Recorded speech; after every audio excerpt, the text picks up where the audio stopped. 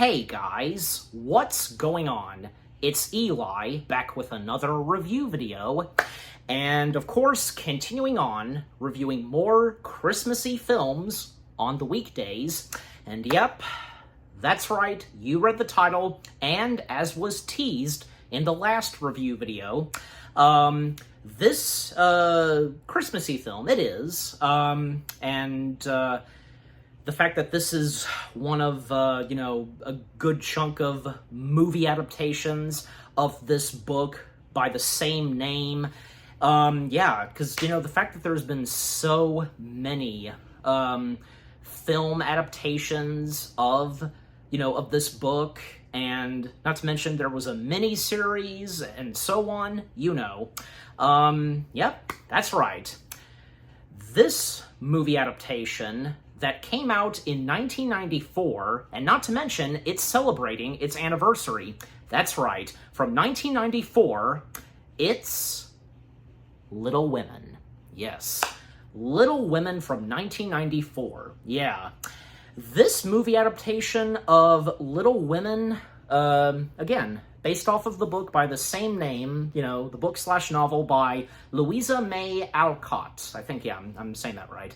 And directed by Gillian Armstrong. I'm pretty sure, because I've seen her other works of films and such. But anyways, I'll be completely honest, and I'm not joking. I never do, okay? I'm always honest when I review movies and so on. 1994's Little Women, I thought it was really good. I really liked it. Man, I really didn't know what I was going to get myself into watching Little Women. From beginning to end. Man, just, how so powerful, moving, and emotional that this Little Women movie adaptation is. Well, the same goes for any other Little Women film adaptation and such, But, and I would also like to point out, this being my first, okay? So, yeah. And maybe to some of you guys, the first film adaptation of Little Women that you had seen was this one. Yeah, so no doubt, of course. Now, I, of course, was familiar with Little Women, even before, watching the 1994 version, or seeing any other Little Women movie adaptation and so on. Because, I had learned and known about, Little Women, and the fact that there had been a lot of other adaptations of Little Women, like ones before the 1994 version, and even when, we had gotten the 2019 version with, say, Florence Pugh and Emma Watson. Yeah.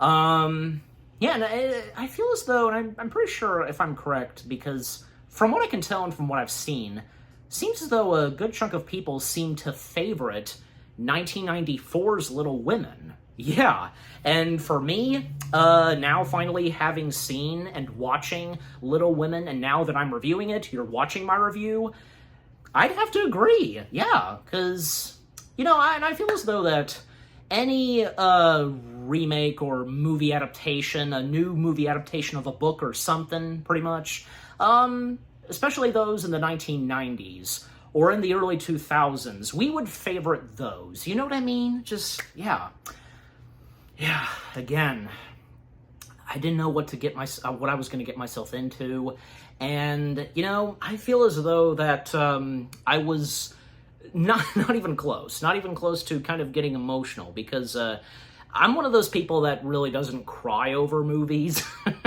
I'm sure some of you, are the same way too. But, also, a very important thing in Little Women, family, and not wanting to be separated and, be far away from your loved ones, The same goes for me and any of you. Because I couldn't help but think of, like, say, my family and my girl, just, wouldn't you? Yeah. But, overall, 1994's Little Women, it's really good. I'd have to say probably this would be my favorite of the Little Women movie adaptations and so on. I'm just saying. And like I said, it seems that a lot of people seem to favorite 1994's Little Women. And yeah, so nothing wrong with that. And it's our opinion and such, yeah. Geez, not to mention that I just now noticed that, I've sometimes pointed this out, on Rotten Tomatoes it's got a 92% score. Yeah, well, besides, 1994's Little Women, as far as I recall knowing, it did pretty well. Yeah, so, and good to see. And again, for me, I really enjoyed it. Alright, but enough said. As always, for me, read the description / the story. In this 1994 adaptation of Louisa May Acklett's classic, the March sisters confront growing pains, financial storages, family tragedies, and romantic rivalries, if I'm hopefully pronouncing that right, in the mid-19th century. And that's the setting of this movie and when it takes place. In the mid-19th century Massachusetts, Jo struggles for independence and sometimes clashes with her beloved mother and her sisters, Meg, Amy, and Beth. She also contends with her cranky Aunt March, their repulsive neighbor Laurie, and kindly Augustus, if I'm saying that right, Professor Frederick Bear, if I'm pronouncing that right. But again, you know me sometimes. Anyways. Okay, so, alright, getting into 1994's Little Women itself. Yeah, because, so much that happens and what goes on in this movie in the mid-19th century, in the 1800s and so on, in the mid-1800s, yeah. Yeah, our main cast of characters, the March sisters. We have Jo March, who, and each of them, you get to know, we of course get to know each of the sisters, their personalities, their chemistry, and things that they're really good at, their talents and such. Especially, all of them, all four of them, yeah. They are interested in, at times early on in this movie, they just mess around and do acting and plays. In fact, yeah, at a certain point in the movie, because them, rehearsing for this play and such, yeah. So, each of the March sisters, we have Jo, who, wanting to write and be a writer and such. And her writing and what she writes for stories and such, very interesting. And Jo March being played by good old Winona Ryder. There's Meg March, one of the older sisters, right next to Jo. Meg March, well, because later on in this movie, her, finding love and would soon become a wife and a mother to 2 children towards the end of this movie, yeah. And Meg March being played by Trini Alvarado, I think I'm saying her full name right. And there's younger Amy, because we would see an older Amy a little later on in this movie, but yeah. At the start, younger Amy March, well, because her being the youngest and certain things that happened to her, but at a certain point in her life later on, well, she would soon become really good at being an artist and painting really good pictures and such. And younger Amy, being played by young Kristen Dunst. And that same year, well, she would be in, say, Interview with the Vampire, and she was in an episode of Star Trek The Next Generation before those films, and how very later on in her acting career, well, obviously, the Sam Raimi Spider-Man films. Yeah, but more than that, of course. More than that. Beth March, yeah, it's unfortunate what happens to her, but obviously I'm not going to get there yet. But Beth March, being very different from her 3 sisters. In fact, she loved pretty much everything and really was supportive of her 3 sisters. And most of the time, because, loved staying at home and being with family and, was good at playing music, playing the piano. And Beth March being played by Claire Danes, I think, yeah, I'm saying that right. she would also be best known for one of the Romeo and Juliet movie adaptations, the one with her and Leonardo DiCaprio, and which, by the way, because she was this close to, like, say, being a part of Titanic right after Romeo and Juliet, and once again working alongside with Leonardo, but she never did Titanic, and thus, as we all know, Kate Winslet playing the part of Rose. Because, yeah, if it's not obvious, Claire was considered for the role of Rose, but yeah. And if you know that story, but anyways. Yeah, and their mother, which being, Mrs. Marge, and how they call her by mom and such, Marmeen. I think, yeah, that sounds about right. Miss March, well, because, you know, great moments with Mrs. March in this movie, and, you know, always trying to, you know, keep things together, and, you know, and with her daughters and such. And even when their father, who is in the war, unfortunately, because he is not present for a while in this movie, because, yeah, serving in the war. And, yeah, Mrs. March being played by Susan Sarandon. Yep. Good old Susan Sarandon. Yep. And to name some of the other characters, well, because there's Aunt March. Because sometimes Aunt March being quite a handful, but at the same time, she's a good aunt, even if she has her moments, and she also has a dog by her side, and Aunt March being played by Mary Wicks. Yeah, so the March family, you know, a really good family in this film, and especially, how can you not enjoy and love the four sisters in this adaptation of Little Women? Again, the chemistry and the personalities from all of, you know, to all four of them, just amazing. And how sometimes, because in this movie they would get in some shenanigans, and, well, at times, because, you know, when financial stuff would happen, money, and what would happen to each of the sisters, like, yeah. You know, because Christmas happening a few times, and especially when the first Christmas that we see them having is the first one without their father, again, being out serving in the war, and how, you know, because them, you know, performing upstairs in the attic, you know, their private place, you know, performing and acting and messing around and dressing up in gentleman costumes and such and pretending and acting like men is pretty funny. And how sometimes, well, they would see from next door and across the street Laurie, the mischievous Laurie, I guess best way to describe him, you know, mischievous and such. And, you know, how Laurie acts sometimes in this movie, not really intentional, but, you know, how much he is kind and is a friend to the March family. And his grandpa, you know, always pushing him and wanting him to do this and such and go to college, yeah. And Laurie being played by young Christian Bale. Yep, so Christian Bale being in this. Laurie, I mean, you know, to me, you know, he was pretty good in this, and how, you know, he would evolve, and especially, you know, how much he cares and loves the March family, and at first, how he feels towards Joe. Yeah. Some stuff that happens, you know, in this movie, like, well, because, again, them performing a play, and how soon they will, you know, be a part of this play.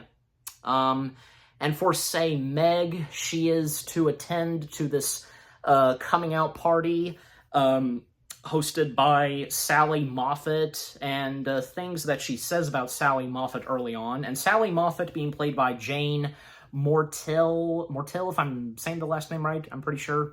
Like the first dress that she wears is blue and so on. Even say, before that, not intentionally, but accidentally, Joe was, you know, fixing Meg's hair and accidentally, like, kept holding on to her hair too long with, like, you know, those burners, like, you know, and accidentally burning a piece of her hair off. But very sweet of young young Amy to put something on her hair to, cover it up and such, And when she's at the party, well, because Sally Moffat and a few of Sally's friends, yeah, that's how they're credited, Sally's friends, being played by Sarah Strange and Ahi Boyce. I think I'm saying that right? I'm pretty sure. Like, they just have her just wear something else. Just, yeah, a tight dress, and, well, and also not to mention that Laurie happens to be there as well, and, he feels sorry towards Meg, and, them, like, keeping things between themselves and not tell anybody else the conversations that they have at the party, and some of the other characters, like, there was, Ned Moffat, being played by A.J. Unker, if I'm saying that right, and, yeah, and also their father, Mr. March, there he is. I'll mention him a little later, yeah, because we, of course, do see their father, and thankfully he did survive the war, but yeah, more on that later. Because the time that Laurie spends with the Marches and getting close to Joe, not bad and such.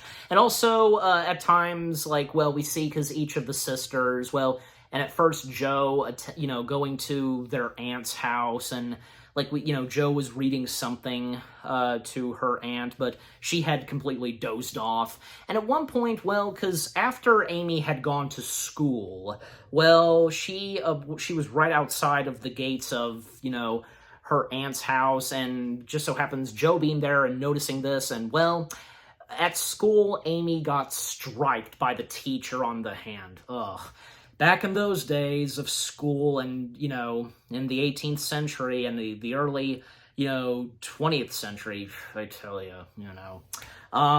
and they're not pleased with this. They're unhappy, and they feel so sorry for their little sister, even the mother. And Joe wanting to give the teacher who did that to her little sister a piece of her mind and so on, a piece of his mind. And their mother handling things and, writing a letter and, taking Amy out of that school and so on, and, well, maybe Joe can homeschool and help Amy, so yeah. And more moments that they have with, like, say, doing a play, and even when Joe brings Laurie into this, gets him attached to, their little club and such, their society of acting and stuff like that, and Laurie swearing that, he will keep it to himself and keep this all good and so on, yeah. And, yeah, sure enough, because, yeah, him being accepted and such. And at one point, well, because the play is going to happen, but unfortunately Amy can't attend because she's not feeling too well. Just feeling normally sick, that's all. And also, one of the other main characters that we see, John Brooke, who, helping out, and teaching at times for Laurie, yeah.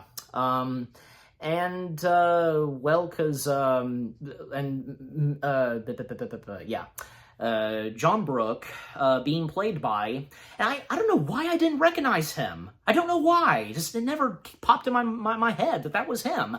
I know him, of course, yeah. John Brooke being played by Eric Stoltz, who was going to originally be Marty McFly in Back to the Future, if you know that story. And also, he was in Eraserhead, and in that same year when Little Women came out, he was in Quentin Tarantino's Pulp Fiction. Yeah, so, yeah, good for him, because that same year, being in two biggies, I guess you could say, yeah.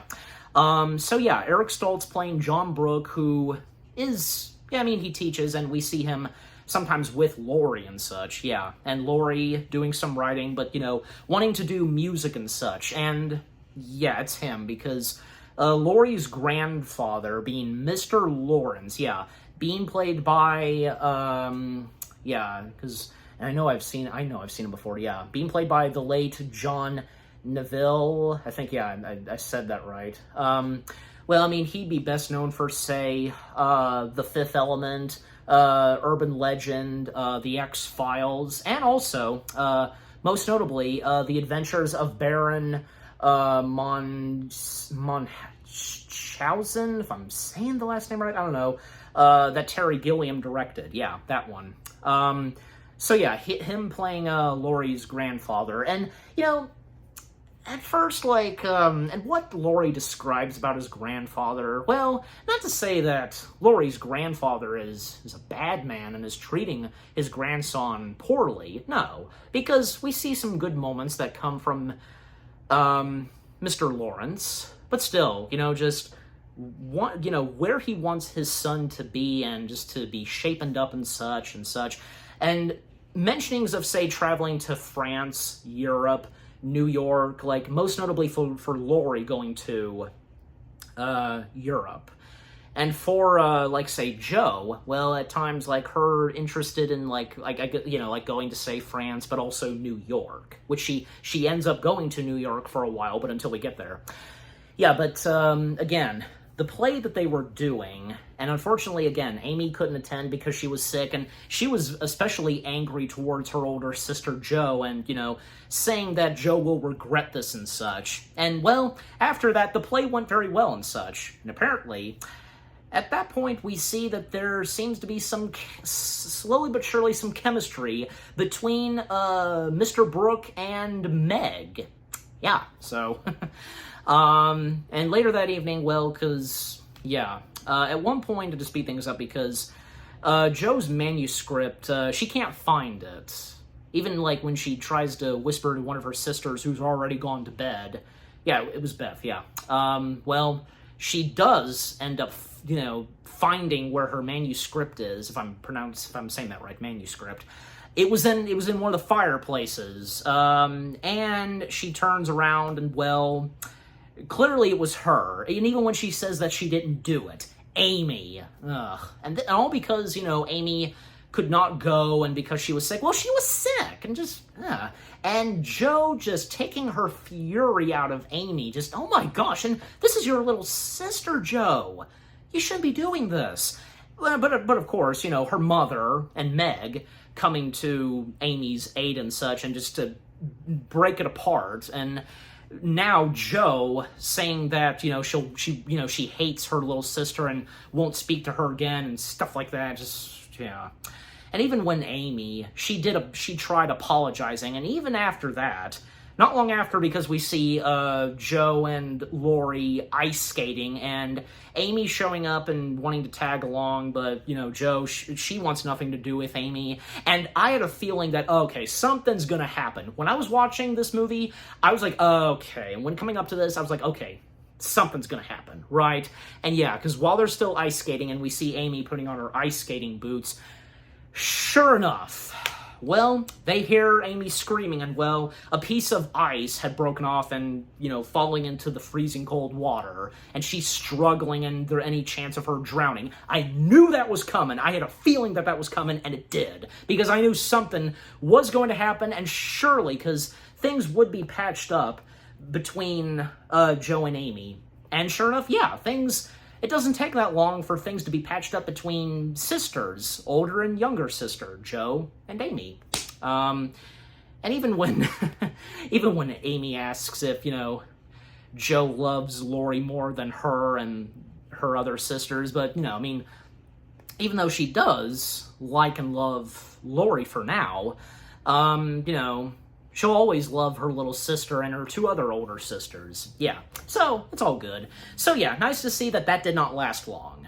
Things have been definitely patched up between Jo and Amy. And to name some of the other characters, well, because another member of the family, technically, being a maid and such, Hannah being played by Florence Patterson. Yeah, the name, does ring a bell, and I'm pretty sure I might have seen her before, but yeah, anyways. And some of the other characters, well, because there's Hortense, if I'm saying the name right, being played by Michelle Gooder, if I'm saying that right.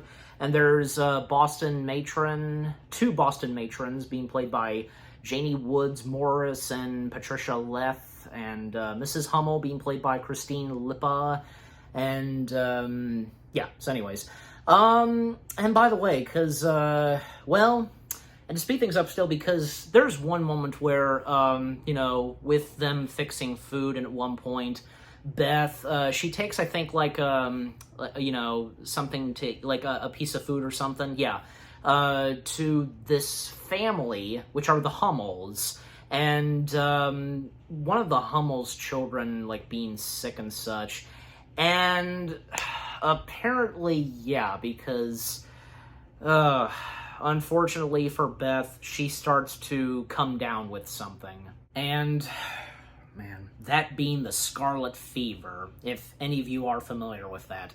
This being like a bacterial infection, and, well, obviously, because how bad it was in the 19th century, and with what happens to poor Beth. Yeah. Sadly, her coming down with it, and the March family attending to Beth and being there for her, but even when, say, before that, they received a telegram that their father was wounded in the war, and their mother had to go to, you know, her husband's aid. And there was even one moment where Jo, she sold her hair. Her hair was cut and sold it to, you know, basically purchase a ticket for her mother to get to, you know, their father / her husband's location. Yeah, so that happened, and, well, after that happened, and while their mother was away for a while, yeah, because that's when Beth came down with the scarlet fever. And, you know, the chance that, their mother could return to be by her daughter's side, you know, even when, say, Laurie actually helped out on that, helping to arrange to get, you know, the March sisters' mother back. Very sweet and kind of Laurie when he would be there sometimes in the film, you know, helping out and, you know, aiding the March family. Yeah. And yeah, because, and to still speed things up, because, yeah, Mrs. Marge does come back, of course, and yeah, and you know, because I actually, while watching the movie, I looked up on, you know, Beth and with the fever she comes down with, and, well, that spoiled it for me, but, you know, sometimes what can you do? But anyways, but rest assured for now, Beth manages to recuperate from it. She starts to feel okay, but that's not to say that it's not going to go away from her. And even, like, at times, we get some narration from Jo, and yeah, because when she mentions about, you know, Beth's heart changing, and, you know, and how she's doing even after she recuperates from coming down with the scarlet fever, yeah. And, well, because time passing and another Christmas arrives, and this being another Christmas that they're having without their father, and everybody's there from all the March family, along with their aunt Hannah, and even Laurie and his grandpa being there too, and two friends of Laurie's from college being there. Yeah, because one of them, you know, I guess they're, you know, they're all the way down here for some reason on the IMDb page. Yeah, like there's Fred Vongan, if I'm even saying that right, being played by Mar Andersons, and Avriel, I think that's him, yeah, being played by Cameron Labine. And to name some of the others, well, there's an art teacher played by Betho Shurkoff, I'm saying that right. Mrs. Kirk being played by Marilyn Norrie, Kitty Kirk, and Minnie Kirk, yeah, because the Kirks show up a little later in this, but yeah, anyways. So yeah, a lot of people are there for Christmas, and, well, just so happens, because when Beth comes down, Beth's mother and Hannah are helping her walk down the stairs. They all have a surprise for Beth. A piano, an organ, and such. Well, yeah, it's a piano, not an organ. Not gonna know my difference with pianos and organs, the differences between them, but anyways. And it's a gift from Mr. Lawrence, yeah, because it once belonged to his beloved girl, but after she was gone, now, because it's now passed to Beth, and it'll play music once again. It's a very touching moment, especially from Mr. Lawrence. Yeah. And well, because her playing on the piano and she's playing the Deck the Halls tune and all of them singing Deck the Halls. And a little later, well, Mr. March surprisingly shows up. And yeah, I think, yeah, because it is thanks to it is thanks to John Brooke, because yeah, he was like responsible for his arrival and such. And Mr. March being played by Matthew Walker, yeah. And Mr. March, he's doing very well, still recuperating from being wounded and such, and how happy he is to be reunited with his daughters and his beloved wife, yeah. And yeah, everything is happy as ever as it can be, for this Christmas for the March family. And there's one moment where Joe accidentally saw an outside the front door of their house, her older sister Meg and Mr. Brooks making out and such. And actually, early on throughout this movie, Joe is not really fond of Mr. Brooks. And when it came to, say, at times the family talking about love and any of the sisters finding true love and getting married, and Joe saying, if questioning and just puzzled, her older sister Meg wanting to marry, a poor man, and she's more than happy to do so, and, for some of them, not wanting to marry just for money. No, that's not right. Love is love, and, because you gotta marry someone if you're really in love with this person. That's what should be important. It doesn't matter. It doesn't matter how much they make and such, okay? That doesn't matter. You get my point. That should be a very important lesson and a fact, okay? So, yeah. So yeah, overall, this Christmas that they spent and everybody being there together and how Beth is recuperating and their father being home from the war and after he got wounded, yeah, all turns out great. And to speed things up still, because, yeah, because more chemistries that happen between Joe and Laurie, and at a certain point, well, he was really expressing, there was a moment between each of them where, they were really expressing the love between them. Not to mention, well, 4 years had passed, and by this point, well, Meg and John Brooke, they got married, yeah. And as for Amy, well, after 4 years had passed, she had gotten older, and throughout the rest of this movie, older Amy March being played by Samantha Mathis. Yeah, I think I'm saying her last name right, yeah. So yeah, and by this point, Amy, well, because, being a really good painter, and, Beth, well, still going strong for now, and for Laurie and Joe, because at a certain point, yeah, and this is after 4 years had passed, and with, the wedding of Meg and John happening, Laurie and Joe having a moment between just the two of them, and Laurie really expressing his feelings towards Joe, and ever since the day he met her, he fell in love with her and such. But Joe, because her feeling scared, and she's not sure if she wants to do this, just, you can tell, and as you watch that sequence, what's going on in her head and her emotional facial expressions and such, and also with Laurie, and, just wanting to marry Joe, but in the end, it doesn't work between either of them.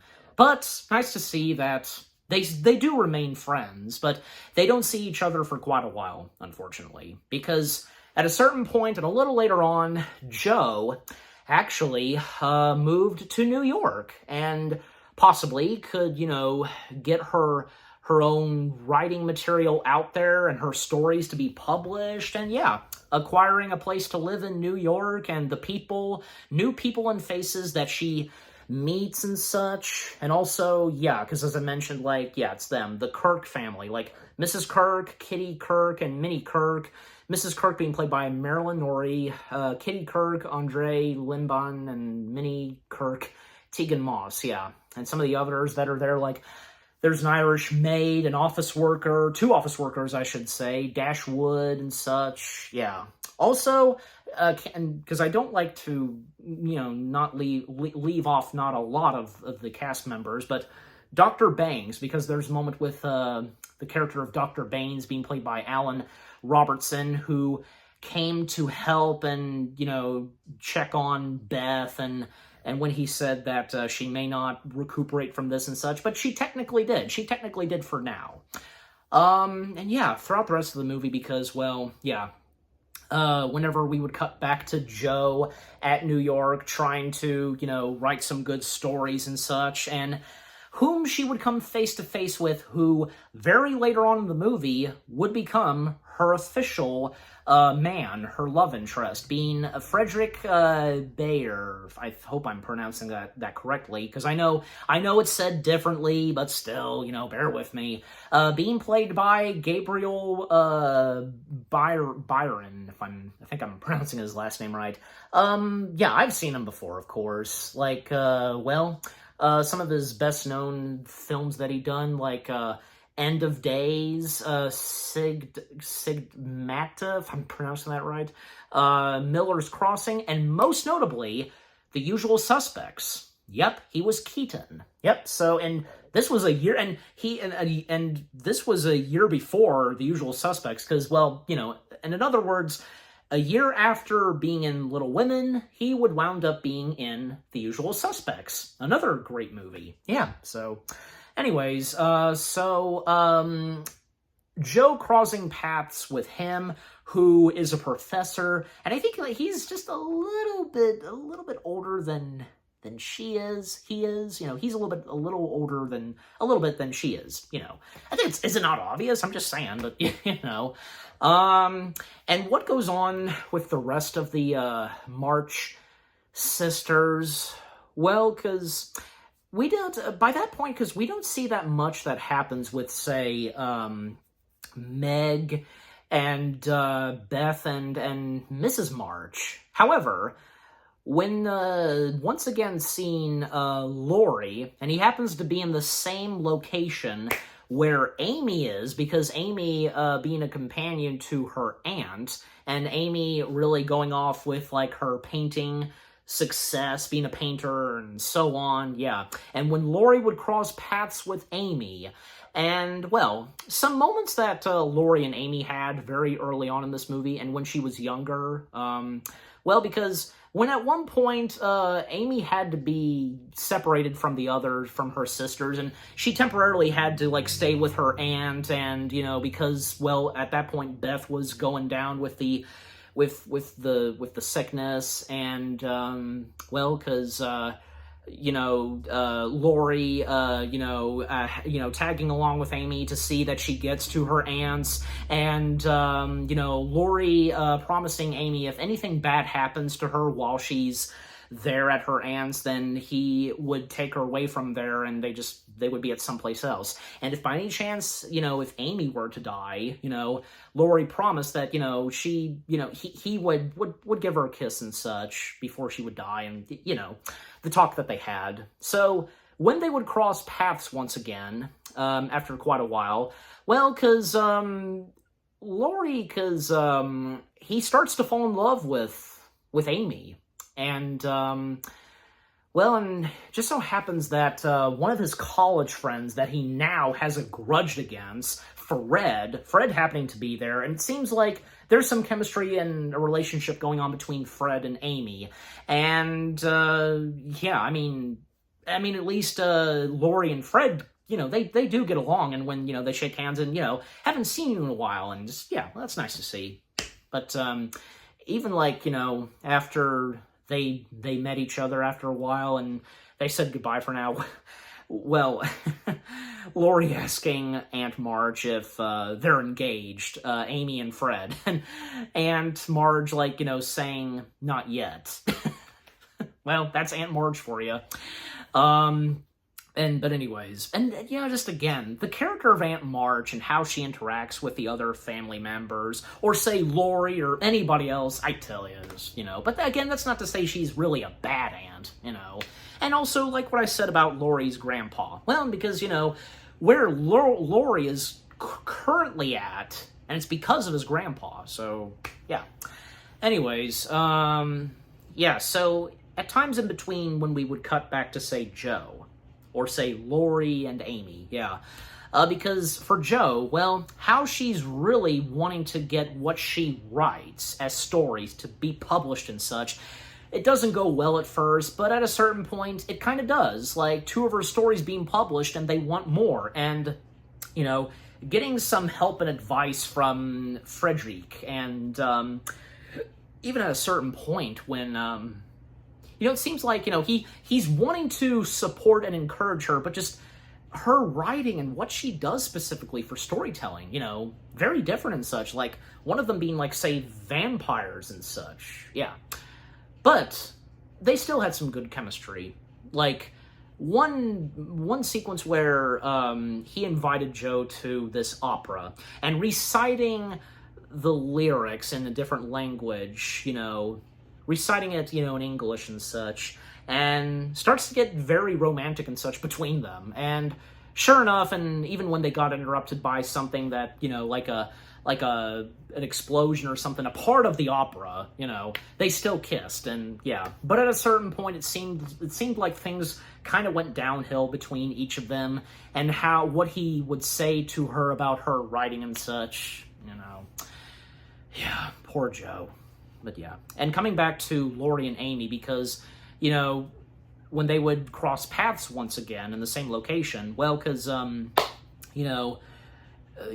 Amy, telling Laurie that, that she still feels though, that Laurie still has feelings toward her sister, and to think that, now he's wanting to make a move on her, but Laurie assures Amy that he no longer has feelings for Joe, and, by now has moved on from that, and, him, envying, I think, yeah, that's the correct word, for Joe and this professor that they've heard about that she's technically seeing, what he says about that, and how his thoughts are towards that with Joe and the different man that she's seen.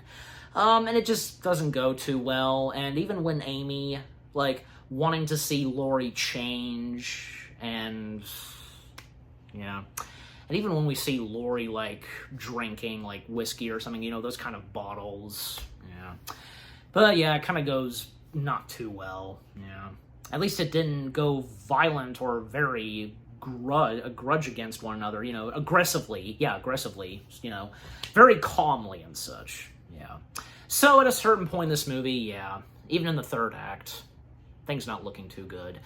But later on, sure enough, Joe, she does finally return home, and when she reunites with her family, and starting with her older sister Meg, by this point, she's expecting a baby. She's pregnant. And when reuniting with her mother and Beth, well, by this point, Beth, she's once again not doing so well. And even Mrs. March was saying to Joe that, Beth was waiting for Joe. And, yeah, the last couple of days and times that Joe and Beth have, yeah, this is where things really start to just, God.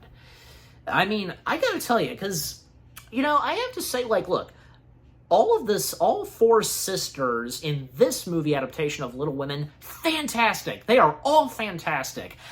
It's hard to choose one of my favorite sister characters, the March sisters, because I'd have to say probably one of them has to be Beth.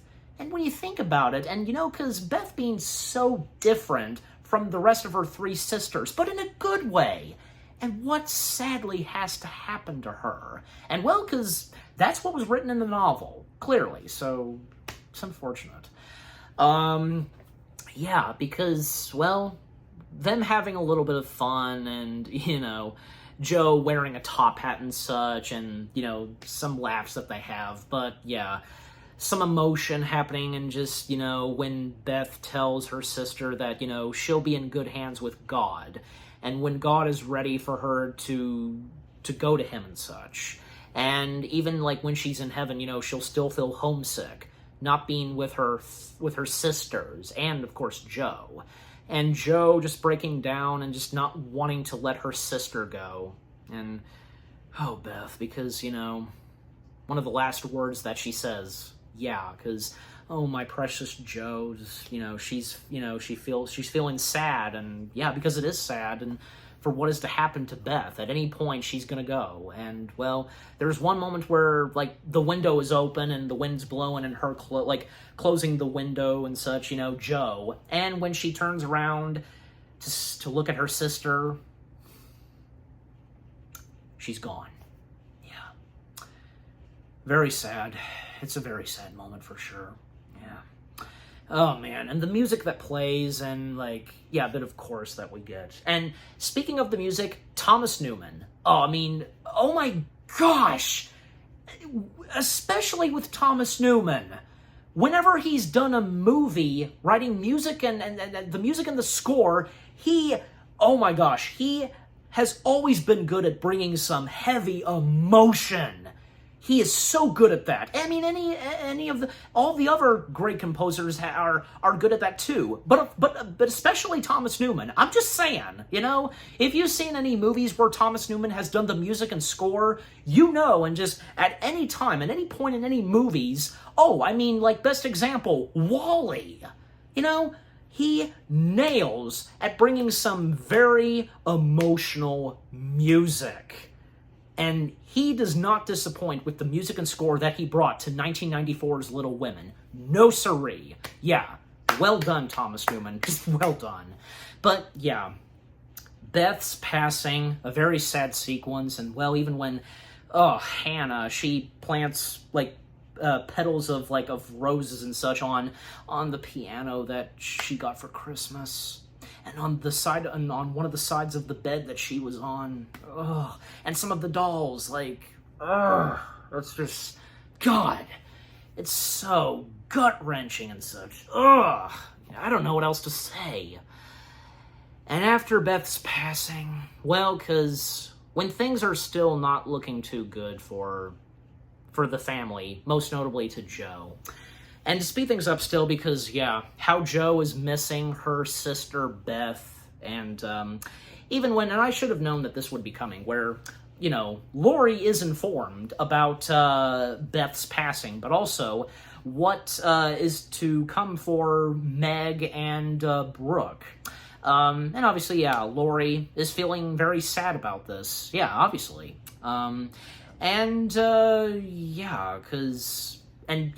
Whom wrote and informed Laurie about what's been going on with the March family, with Meg expecting a baby, and with Beth's passing? It was Jo that wrote to Laurie, because Jo's still having a soft spot for Laurie, even though they really didn't get together. Yeah.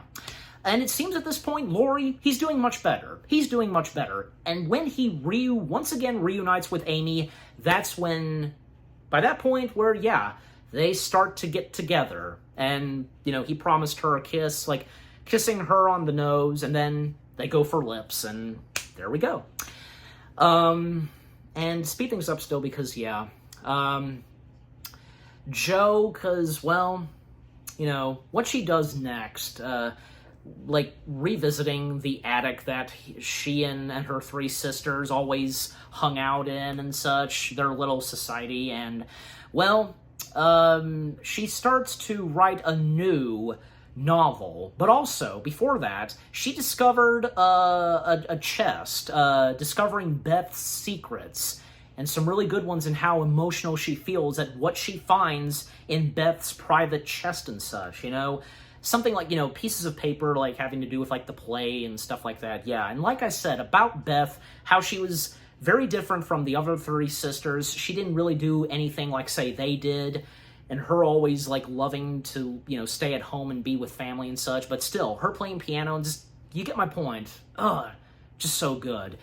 And, well, Jo still spending time in the attic, and when she starts to write a new novel. And as the camera pans around, well, because we hear some archival audio of, some of the characters from, say, Beth, young Amy, Laurie, some words and such that they said early on in this movie that Joe remembers. It's one of those things in some movies, and well, a new novel and story that Joe wrote is titled Little Women. Yeah, and how a little later on, actually, her story on Little Women actually got approved and got accepted and received news about this on it being published and such. And whom gave Joe this information?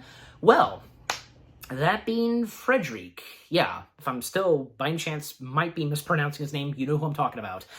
But also, by that point, their Aunt March, sadly passed away, and her house technically being up on sale, everything being, the furniture and such being covered and such, and well, now her dog is being looked after by the March family, and Mrs. March making a comment that, their aunt's house would have made a really nice looking school. And that's when Joe, she kind of slowly but surely starts to get an idea and a possibility if that could be turned into a school. And when, at that point, she received news on her new story, novel, book on Little Women, it's getting published and such. Yeah, but also the fact that, by that point, Meg gave birth to 2 children, a girl and a boy, and she survived, through childbirth. And even when, Joe made a comment on, her mother, how she managed to give birth to, to the 4 of them, and how she made it like a trooper and such, and Brooke, being very excited by this and happy that now he's a dad, and well, his wife being a mother now, they're now parents. But, and I wish they would have mentioned this. It would have been nice, but, it's obvious. Sadly, Beth didn't live to become an aunt and to see, the birth of her, little nephews. It's really a shame. It really is. Yeah. Even though they didn't mention that or nobody said that, yeah. And also, when Laurie shows up and he reunites with Joe and he introduces Joe is the first one to know and to be introduced, where Laurie introduces Joe to his wife, which being Amy. They got married, and yeah. And everybody's happy now. And, well, and for Joe, because towards the end of the movie, when she discovers that, her new book, novel story, Little Women, being published and such, and getting this information and such from Frederick, he actually made it from New York to where she lives and her family, and, in Massachusetts. Almost forgot. It's just about to rain, and she notices an umbrella and grabbing it, and she sees that Frederick is not far away from the house and calling out to him, and that's because when she learns and knows that it's thanks to him, and, he really liked what she's written and such, and how everything is patched up between them, and even he actually was going to be leaving once again and kind of going far away because something to do with teaching and school and such. However, that's when Joe mentions to him about, considerations and plans for her late aunt's house being turned into a school, and also assures him that that it was about Laurie, because him being aware of Laurie and, a thing between him and Joe, but not anymore, because now Laurie is married to her younger sister, Amy. So, yeah,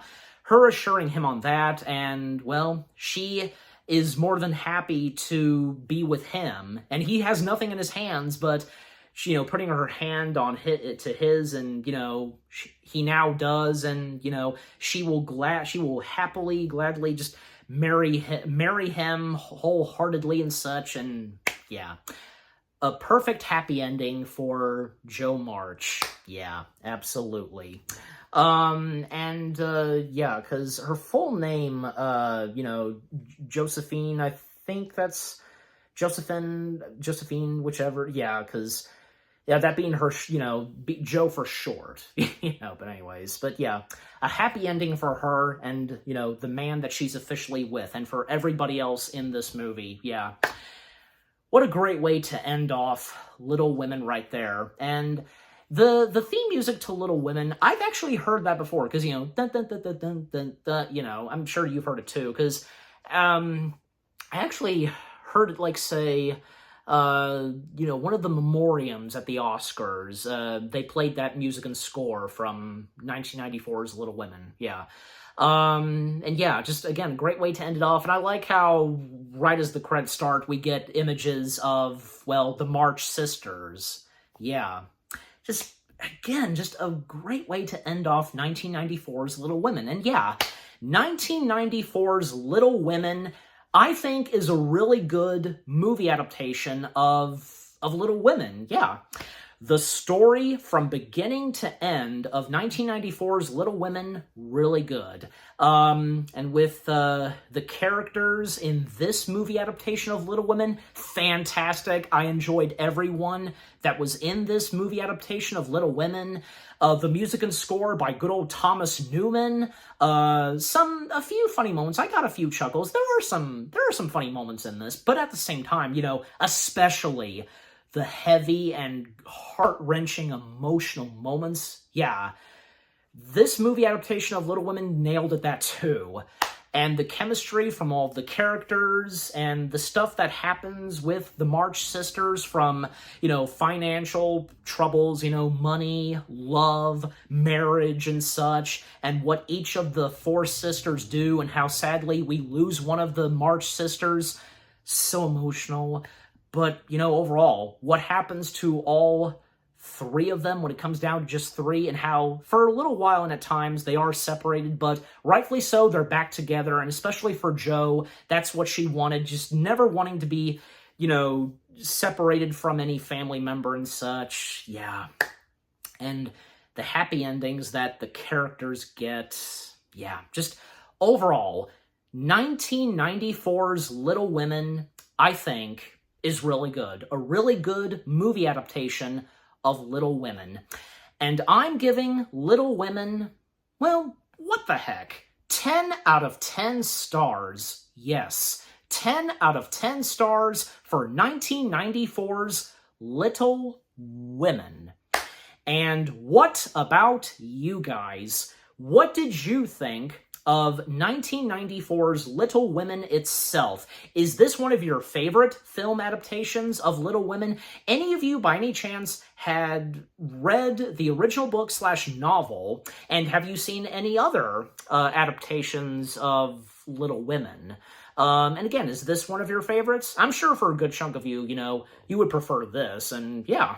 Because, yeah, this is a really good, again, what more do I have to say? This is a really good movie adaptation of Little Women. And it's very perfect to watch around Christmas time. And, again, it technically is something Christmassy. So, yeah, even though Christmas is not in it that much, but still, because it's definitely one of those movies that, yeah, technically is Christmassy, even though that Christmas is not in it entirely. Still, you get my point.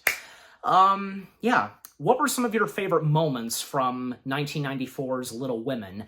And who were some of your favorite characters? Which scenes did you chuckle at? Because again, this 1994's Little Women having some funny moments here and there, but especially the heart-wrenching moments, yeah. Which moment from, any moments from 1994's Little Women did you tear up at? Like, say, from what goes on with some of the characters, sometimes things going downhill for them, or say when they lose a family member, that being one of the sisters, Beth. Ugh, yeah. Any other favorite moments and sequences in this movie that you enjoyed, and, and with the movie's ending, just, yeah, overall, what do you think of 1994's Little Women itself, and with what I've had to say, my review, and yeah, what did you think of my review? Leave comments and give this review video a like as always. And so, with all that being said, thank you very much for watching. I hope you guys enjoyed my review of 1994's Little Women. More review videos are coming your way. They're going to be awesome. Keep looking forward, and I'll see you guys in the next video / review. And of course, continuing on, reviewing more Christmassy films on the weekdays. Stay tuned later tonight, because the next Christmassy film that I'll be reviewing, well, it is lighthearted, I guess you could say, but it's not good. Yeah, it was a flop, and it is, because, you know, it was a flop when it came out, and yeah, it's not really a good Christmassy film, but hey, you know, there'd be anybody like me that would probably enjoy this. Yeah, stupid humor and stuff like that in a Christmassy film like this. Let's just say it stars Tim Allen and Jamie Lee Curtis. Yeah, I'm pretty sure you know exactly what I'm talking about. Again, stay tuned for that. Take care, happy anniversary to 1994's Little Women, and peace out.